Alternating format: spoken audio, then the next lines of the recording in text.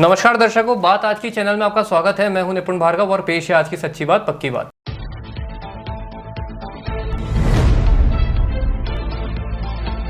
जमीनी विवाद के चलते रूपनगढ़ में चली गोलियां, एक की हुई मौत, वहीं दो गंभीर रूप से हुए घायल।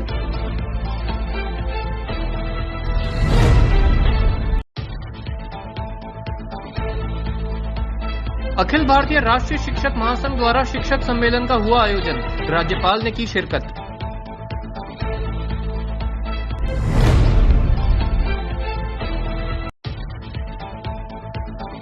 अजमेर रेलवे टीटी के साथ यात्री ने की मारपीट, जीआरपी थाना पुलिस ने बदमाश को लिया हिरासत में।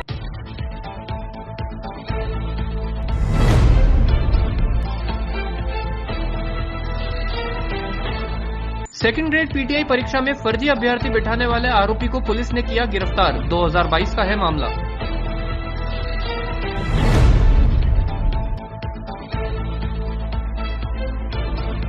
हकीम अजमल खान की याद में सेमिनार का हुआ आयोजन, मुस्लिम समुदाय ने हिंदू मुस्लिम एकता का दिया संदेश।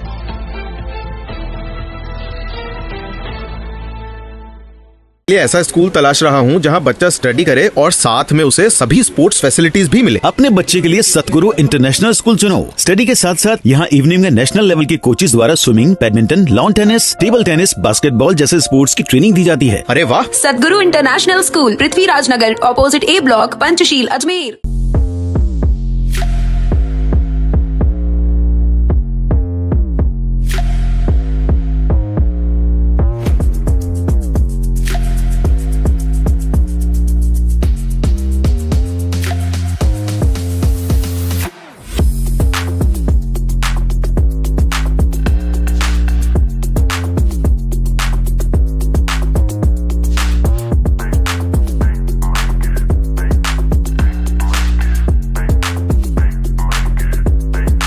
ये है मिस्टर जीले और ये है मिस्टर डीले। हेलमेट पहन।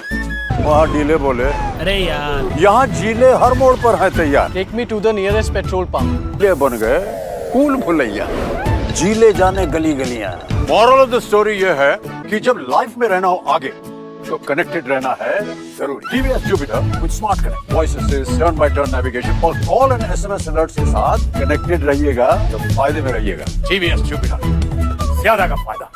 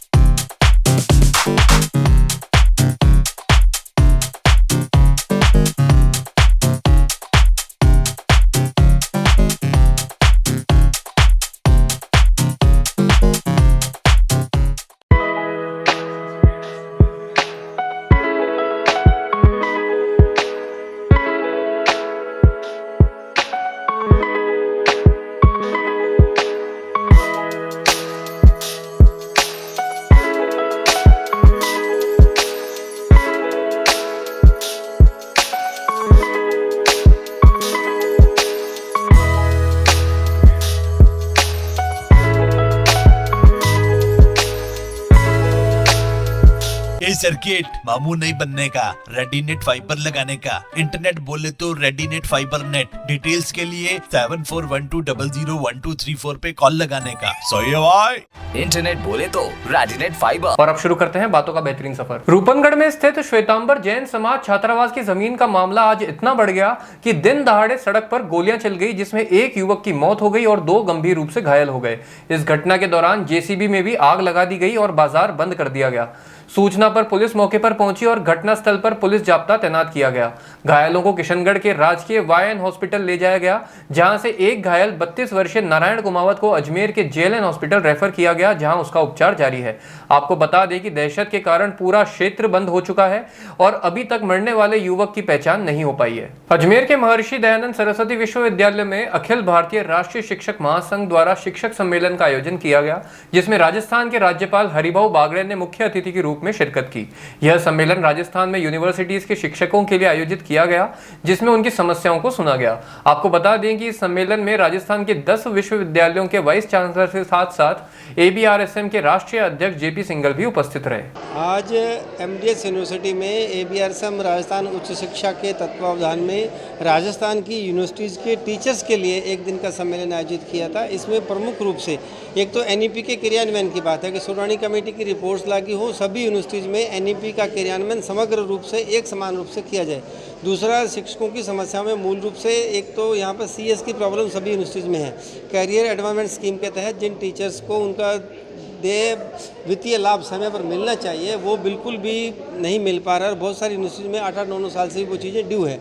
दूसरा ये है कि यूनिवर्सिटीज़ में शिक्षकों के पद 1500 से अधिक राजस्थान में खाली हैं, तो उन पदों में भर्ती शीघ्र की जाए और ताकि यूनिवर्सिटी में शोध और शिक्षण का कार्य ठीक से हो सके। पेंशनर को जो पेंशन की जो समस्या है उस पर का भी मुद्दा आपने उठाया था। पेंशन की 2 प्रकार की समस्या है। एक पेंशन तो यह है कि जो पहले से पुराने लोग जो रिटायर हो गए उन पर बजट के अभाव में समय पर पेंशन नहीं मिलती।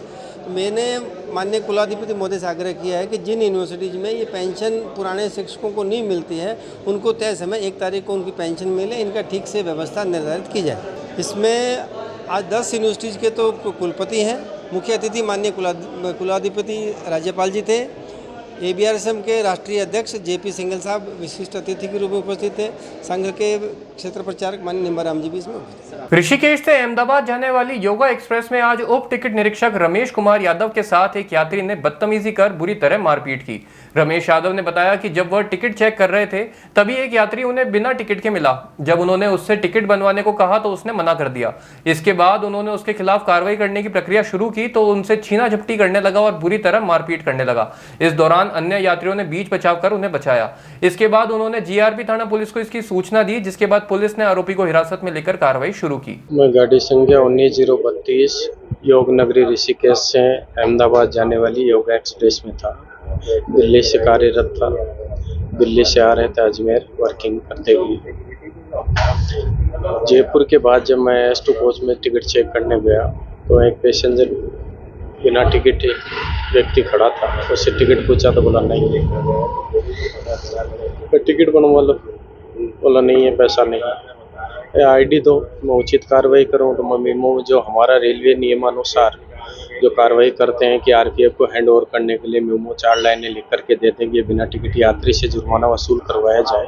उसका ID, मेरी जो EFT बनाने की जो रसीद बनाने की बुक थी वो और मेमो बुक लेकर के मैं जब मेमो बना रहा था गैलरी में तो छीना झपटी करने लगे, मेमो नहीं बनाने देने लगे। जब मैंने मना किया तो हाथापाई उतरा है और मेरी मेमो बुक पोस करके फाड़ दी, फेंक दी। मेरी जो मनी बोली बुक थी EFT उसको मैंने बचाने के चक्कर में मेरे बैग में डालने लगा तो पीछे से उसने मेरे को मुँह के लात से जो भी मारना मेरे को चालू कर दिया और सिर में मारा, जिससे मेरे ब्लीडिंग आ गई। मैंने चिल्लाया तो पैसेंजर वगैरह जो भी थे वहाँ खड़े वो आए, बीच बचाव किए, छुड़ाया और मैं 7 नंबर सीट पे वहीं मतलब चक्कर टाइप से होने लग गए तो मैं वहीं रुमाल लगा करके दाब करके बैठ गया। फिर और पैसेंजर वगैरह ने मेरे बीच बचाव करके छुड़ाया। आरोपी है, RB पर्सन बता रहा है। हाँ, कहाँ करने वाला? ये जयपुर के पास क्या बता रहा है। कौन से ट्रेन से आ रहे थे आप? 19032 से। अच्छा, तो आप ड्यूटी थी उसमें? हाँ, दिल्ली से अजमेर तक मेरी ड्यूटी थी। M1 M2 S1 S2 coach. किस पद पर हुआ? मैं उप टिकट निरीक्षक के पद पे हूँ, मुख्य टिकट निरीक्षक। घटना कहाँ की है? ये जयपुर से बाद में गाड़ी निकलने के बाद जलने के बाद। सन 2022 में आयोजित हुई सेकंड ग्रेड पीटीआई परीक्षा में फर्जी अभ्यर्थी को बैठाने वाले आरोपी चंद्रशेखर को पुलिस ने गिरफ्तार किया। आपको बता दें कि आरोपी पेशे से पटवारी है, जिसने राकेश मेहरा नामक व्यक्ति से एग्जाम पास करवाने के लिए 5 लाख रुपए लिए थे और उसकी जगह एक फर्जी अभ्यर्थी को बैठा दिया था। यह मामला सिविल लाइंस थाने में दर्ज किया गया था और आज प्रोडक्शन वारंट के जरिए आरोपी को गिरफ्तार किया और अवकाशकालीन न्यायालय में पेश किया जाएगा। थाना कुशलगढ़, जिला बांसवाड़ा के मुकदमा नंबर 174/24 में जेर न्यायिक हिरासत मुलजिम चंद्रशेखर सन ऑफ जयमाल बारिया निवासी काकनवानी, जिला बांसवाड़ा को थाना सिविल लाइन के मुकदमा नंबर 127/24 धारा 419, 420, 467, 468, 471, 120B IPC 3/10 परीक्षा अधिनियम में कल दिनांक 21/9/2024 को जरिए प्रोडक्शन वारंट गिरफ्तार किया गया, जिसे आज 5 यूम पीसी रिमांड हेतु अवकाशकालीन मजिस्ट्रेट की पेश किया जाएगा। बाद पीसी रिमांड प्राप्त कर मौका तस्दीक जहां से 5 लाख रुपए लिए मुलजिम राकेश मेहरा से उसकी की जाएगी और अन्य डमी अभ्यर्थियों के बारे में पूछताछ की जाएगी। मामला क्या है? मामला राकेश मेहरा कुशलवाड़ी का रहने वाला है। ये पटवारी है चंद्रशेखर। इसने उससे संपर्क किया। इसने बताया भाई मैं 5 लाख रुपए लेकर सेकंड ग्रेड पीटीआई परीक्षा में पास करवाकर पीटीआई बनवा दूंगा। 5 लाख रुपए के लालच में आके 5 लाख रुपए लेके उसने राकेश मेहरा की जगह किसी अन्य डमी अभ्यर्थी को बिठाया और बांसवाड़ा कुशलगढ़ थाना हल्के में 2 अन्य डमी अभ्यर्थियों को भी इसने 5-5 लाख रुपए देके लेके सेकंड ग्रेड टीचर्स में बिठाया। उस मुकदमे में ये न्यायिक परीक्षा में चल रहा था और अपने सिविल लाइन थाने के मुकदमे में इसको गिरफ्तार कर लाए हैं। बातों को देते हैं छोटा सा विराम, जल्दी मिलते हैं एक नए सफर पर। ये ऐसा स्कूल तलाश रहा हूँ जहाँ बच्चा स्टडी करे और साथ में उसे सभी स्पोर्ट्स फैसिलिटीज भी मिले। अपने बच्चे के लिए सतगुरु इंटरनेशनल स्कूल चुनो। स्टडी के साथ साथ यहाँ इवनिंग में नेशनल लेवल के कोचेज द्वारा swimming, badminton, lawn tennis, table tennis, basketball जैसे स्पोर्ट्स की ट्रेनिंग दी जाती है। अरे वाह! सतगुरु international school, Prithviraj Nagar, opposite A block, Panchsheel, Ajmer.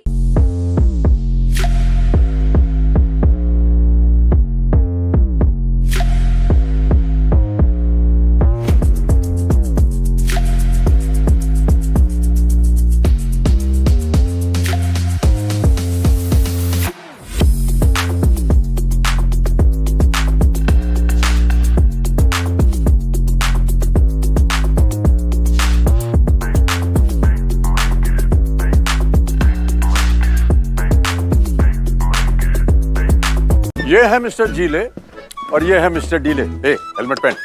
वहाँ डीले बोले अरे यार, यहाँ जीले हर मोड़ पर है तैयार। Take me to the nearest petrol pump. ये बन गए कूल भुलैया। जीले जाने गली गलियां। मॉरल ऑफ द स्टोरी ये है कि जब लाइफ में रहना हो आगे तो कनेक्टेड रहना है जरूरी। TVS Jupiter with smart connect, voice assist, turn by turn navigation और कॉल एंड एसएमएस अलर्ट के साथ कनेक्टेड रहिएगा तो फायदे में रहिएगा। टीवीएस जुपिटर, ज्यादा का फायदा।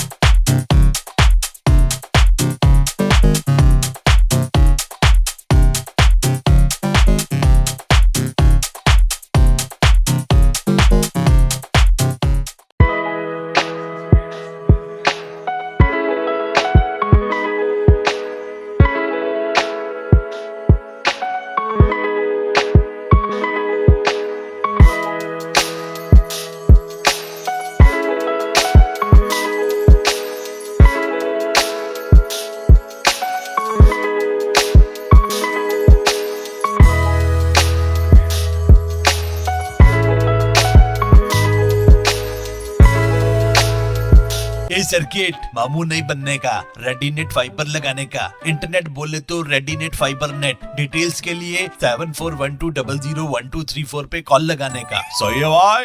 इंटरनेट बोले तो रेडिनेट फाइबर। एक बार फिर आपका स्वागत है। ये चलते हैं एक नए सफर पर। अजमेर के सूचना केंद्र में मुस्लिम समुदाय द्वारा आज हकीम अजमल खान के विचारों को प्रचारित करने हेतु और हिंदू मुस्लिम एकता को बढ़ावा देने के उद्देश्य से एक सेमिनार का आयोजन किया गया, जिसमें सहारनपुर सांसद इमरान मसूद ने मुख्य अतिथि के रूप में शिरकत की। इस सेमिनार में उत्कृष्ट कार्य करने वाले डॉक्टर्स को सम्मानित भी किया गया और स्वतंत्रता सेनानी हकीम अजमल खान के विचारों पर चलने का संकल्प लिया गया। दरअसल हकीम अजमल खान साहब जो कांग्रेस के राष्ट्रीय अध्यक्ष भी रहे, स्वतंत्रता सेनानी भी रहे, और सबसे बड़ी बात कि वो हिंदू मुस्लिम एकता के प्रतीक थे। हिंदू महासभा की भी उन्होंने 1921 में एक अधिवेशन में अध्यक्षता की। बस इसी को लेकर जो हमारा पैगाम है, हिंदू मुसलमान की एकता, कौमी एकता के लिए हम लोग काम करते हैं। एक अच्छा मैसेज यहाँ से जाए, उसी को लेकर हम लोगों ने ये कार्यक्रम। आज असल में ऑल इंडिया यूनानी तिब्बी कांग्रेस राजस्थान स्टेट की जानिब से हकीम अजमल खान की हयात व खिदमत लाइफ एंड सर्विसेज पर जो है सेमिनार किया गया है। और ये आज का नेशनल सेमिनार इस माने में बहुत कामयाब है। इसमें उत्तर से दक्षिण तक और पूर्व से पश्चिम तक के लोग मौजूद हैं। तमिलनाडु से लोग हैं, बिहार से हैं, कलकत्ता से हैं, महाराष्ट्र से हैं, उत्तर प्रदेश, राजस्थान से नहीं होगा। तो ये बहुत बड़ी बात है कि लोग जो है हकीम अजमल खान की जो उनकी सेवाएं हैं, उनकी खिदमत हैं, उससे बेहद मुतासिर हैं। और आज जो है एक रेजोल्यूशन पास किया गया है, उनको भारत रत्न दिया जाए। जो उनकी सेवाएं हैं वो आज भी हम देख सकते हैं, चाहे जामिया इस्लामिया हो, चाहे आयुर्वेद यूनानी तिब्बा कॉलेज हो, या फिर करोल बाग में जो उन्होंने एक साथ आयुर्वेद एंड यूनानी तिब्बा कॉलेज बनाया, जिसमें एक छत के नीचे भारत का पहला कॉलेज कायम है। तो इस नाते कि आज आयुष को बढ़ावा दिया जा रहा है, उसको फ़रोग़ दिया जा रहा है, तो वो पहले जनक है कह लीजिए आयुष के। तो उनके सम्मान में हम उनके ऋणी हैं।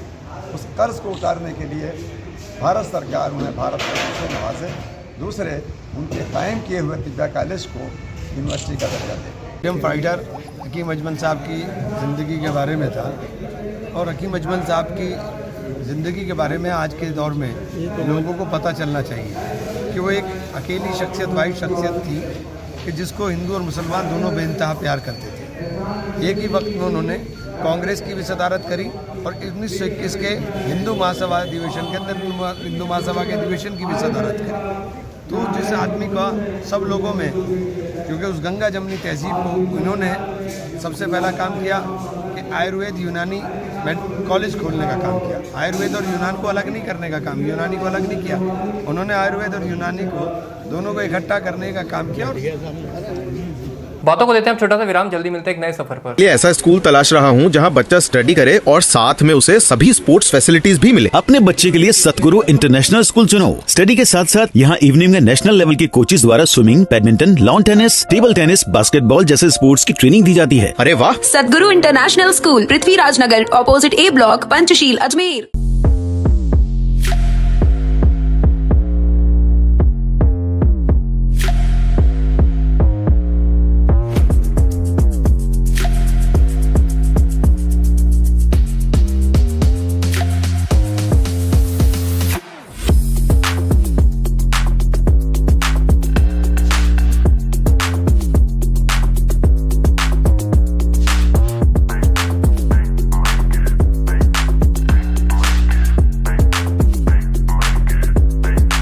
ये है मिस्टर जीले और ये है मिस्टर डीले। हेलमेट पहन। वहाँ डीले बोले, अरे यार, यहाँ जीले हर मोड़ पर है तैयार। Take me to the nearest petrol pump. ये बन गए कूल भुलैया। जीले जाने गली गलियाँ। मॉरल ऑफ द स्टोरी ये है कि जब लाइफ में रहना हो आगे, तो कनेक्टेड रहना है जरूरी। TVS Jupiter with Smart Connect, voice assist, turn by turn navigation और कॉल एंड SMS अलर्ट्स के साथ कनेक्टेड रहिएगा तो फायदे में रहिएगा। TVS Jupiter, ज्यादा का फायदा।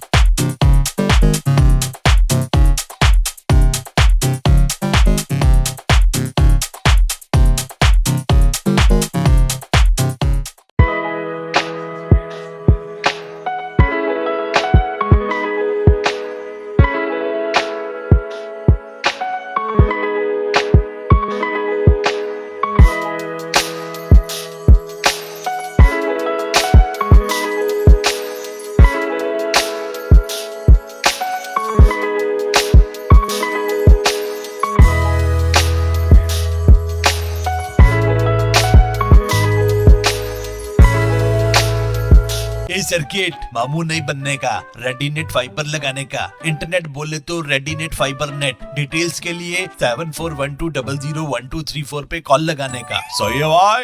इंटरनेट बोले तो रेडिनेट फाइबर। एक बार फिर आपका स्वागत है। ये चलते हैं एक नए सफर पर। Ice hockey association of India, Ajmer ice hockey association और एस्कॉम अजमेर स्पोर्ट्स कॉम्प्लेक्स की ओर से 3 से 18 साल तक के बच्चों की आइस हॉकी प्रतियोगिता पाल बीचला स्थित एस्कॉम अजमेर स्पोर्ट्स कॉम्प्लेक्स पर आयोजित की गई, जिसमें लगभग 100 से अधिक बच्चों ने भाग लिया।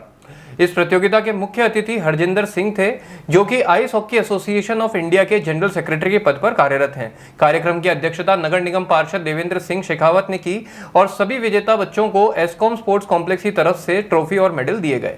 आज ये जो अजमेर में एक एस्कॉन खेलों की एक एकेडमी है, जिन्होंने एक नए युवाओं ने नवाचार किया है, और हमारे यहाँ निखिल जी चौहान व उनके सहयोगी हैं शर्मा जी वगैरह, इन लोगों के कुछ जनों का ग्रुप था, और उन ग्रुप ने इनिशिएट लेते हुए अजमेर में काफ़ी खेल, न केवल आइस हॉकी पर roller skate, basketball, cricket, indoor box cricket वगैरह, लॉन टेनिस, इन सब के मिला के एक स्पोर्ट्स यूनिट का एक एकेडमी खोली है। उसी के अंदर आज आइस हॉकी का इन्होंने एक ऑल्टरनेट वो फोरम बनाकर उसके मतलब एक तरह से आइस हॉकी का ग्राउंड बनाया है। वो आइस हॉकी से सम्मिलित नहीं है, लेकिन सिमिलर अल्टरनेट अरेंजमेंट्स है, और उसका उद्घाटन करने के लिए आज हमारे यहाँ पे जनरल सेक्रेटरी आइस हॉकी के फेडरेशन के श्री हरजिंदर सिंह जी यहाँ पर हमारे साथ उपस्थित थे। वे आए और ओलंपिक एसोसिएशन, क्योंकि एक ओलंपिक गेम है, तो ओलंपिक एसोसिएशन के जनरल सेक्रेटरी होने के नाते मेरे यहाँ उनका स्वागत करने के लिए आना ही था। लेकिन ये अजमेर के निखिल जी और इनके जो सहयोगी हैं, उनके द्वारा एक बहुत अच्छा सा नवाचार है, और ये अजमेर के खिलाड़ियों के लिए बहुत बड़ी उम्मीद लेकर आया है कि ऐसे खेल जो किसी ज़माने में मेट्रोपॉलिटन शहर के ही हुआ करते थे, दिल्ली, बॉम्बे, बेंगलोर, गुड़गांव, इस तरीके के शहरों में खेले जाते थे, वो अब अजमेर के बच्चे भी उस खेलों को खेलेंगे। हम काफ़ी लोग इनलाइन हॉकी से इंटरेस्टेड थे आइस हॉकी पे आने के लिए, और ice hockey winter Olympic sport है, और ओलंपिक स्पोर्ट के साथ जुड़ना एक तो फर्स्ट ऑब्जेक्टिव था उनका। दूसरा, यहाँ से मतलब काफ़ी लोगों का था, उनका एक इकट्ठा इंटरेस्टेड पार्टीज़ का व्हाट्सएप ग्रुप बना के तो 3 साल पहले टीम्स बनी। सबसे पहले लड़कियों की बनी जो काज़ा गई थी, फिर उसके बाद ले में चैम्पियनशिप हुई, फिर काज़ा में हुई। तो पिछले 3 साल से बच्चे तैयार हो रहे हैं आइस हॉकी के लिए। यहाँ से जो इनलाइन खेलते थे वो आजकल आइस हॉकी पे आ जाते हैं, तो 15 दिन का कैंप करते हैं अगर जाते हैं ले में या काज़ा में। काज़ा हिमाचल में है, और उससे पहले आइस स्केट में गुड़गांव में एक छोटा सा रिंक है, आइस रिंक, वहाँ पे उनका ट्रेनिंग होता है। तो इंथुजियाज़म तो काफ़ी था, बट यहाँ पे आके जितने छोटे बच्चे हैं वो मेरे ख्याल से 6-7 साल से लेकर बड़े हैं 8 साल से, तो ये राइट एज होती है जब आइस हॉकी को करेंगे। तो मेरे ख्याल से अगले 10 साल में वो अच्छी कोई इंडियन के टीम के लायक भी रहेंगे।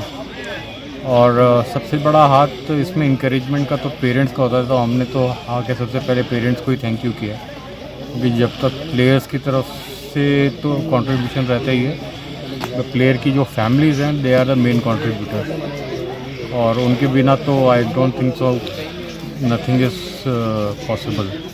वो होना बहुत ज़रूरी है। प्लेयर्स का इंटरेस्ट तभी बनेगा जब उनके पेरेंट्स भी साथ में रहेंगे। आज बस इतना ही, कल फिर होगी आपसे मुलाकात, तब तक के लिए आज्ञा दीजिए, नमस्कार।